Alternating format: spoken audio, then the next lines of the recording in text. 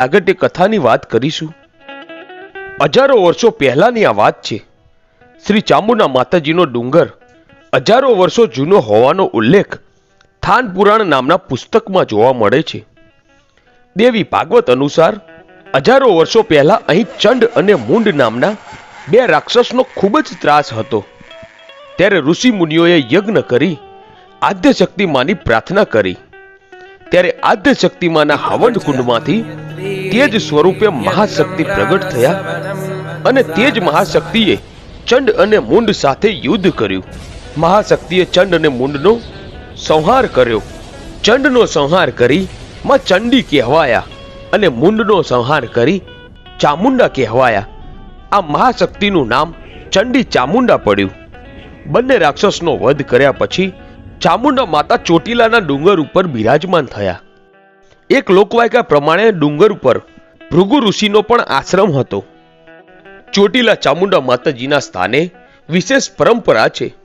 અહીં સાંજની આરતી બાદ ડુંગર ઉપરથી ભાવિક ભક્તો પૂજારી સહિત તમામ લોકો નીચે આવી જાય છે। રાત્રિના ઉપર કોઈ રોકાઈ શકતું નથી। એકમાત્ર નવરાત્રી દરમિયાન જ પૂજારી સહિત 5 વ્યક્તિને ડુંગર ઉપર રાત્રિ રહેવાની મંજૂરી માતાજીએ આપેલી છે। ડુંગર ઉપર મુખ્ય માતાજીના 2 સ્વરૂપ છે। આ 2 સ્વરૂપમાં ચંડી અને ચામુંડા બિરાજમાન છે, જેમણે ચંડ અને મૂંડ નામના રાક્ષસનો વધ કરેલો। ચામુંડા માતાજીની મૂર્તિ જોઈએ તો તેમાં 2 મુખ દેખાય છે। ચામુંડા માતાજીની છબીમાં તેમની ઓળખ મોટી આંખો અને લાલ અને લીલા રંગના વસ્ત્રો સાથે તથા ગળામાં ફૂલોનો હાર વડે જોઈ શકાય છે।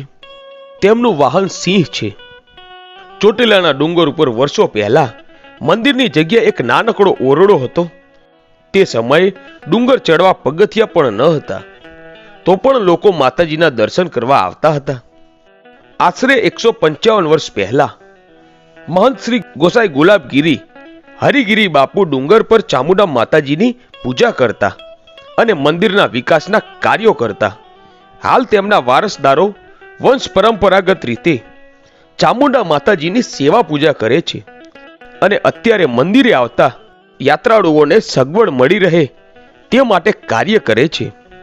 ચામુંડા માતાજી ગોહિલવાડના ગોહિલ દરબારો, જૂનાગઢ તરફના સોલંકી, ડોડિયા, પરમાર, રાજપૂત, ખાચર ખુમાણ, કાઠી દરબારો, સોની, દરજી, પંચાલ, ઉત્તર ગુજરાતના ઠાકોર સમાજ, કચ્છના રબારી તથા આહિર સમાજ, દીવ સોમનાથ વેરાવળ તરફના ખારવા સમાજ, મોરબી તરફના સતવારા સમાજ તથા અન્ય ઘણા બધા સમાજના કુળદેવી તરીકે પૂજાય છે। શ્રી ચામુંડા માતાજીના ડુંગર ચડવા માટે હાલ 635 જેટલા પગથિયા છે, જેમાં ચડવા તથા ઉતરવાની અલગ અલગ વ્યવસ્થા કરવામાં આવેલી છે।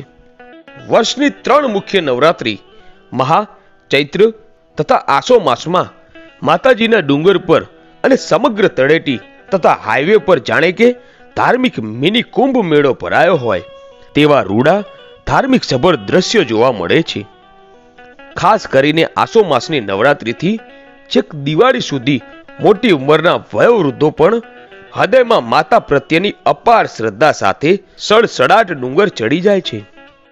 તો મિત્રો, આ હતો ચામુંડા માતાજી ચોટીલાનો ઇતિહાસ।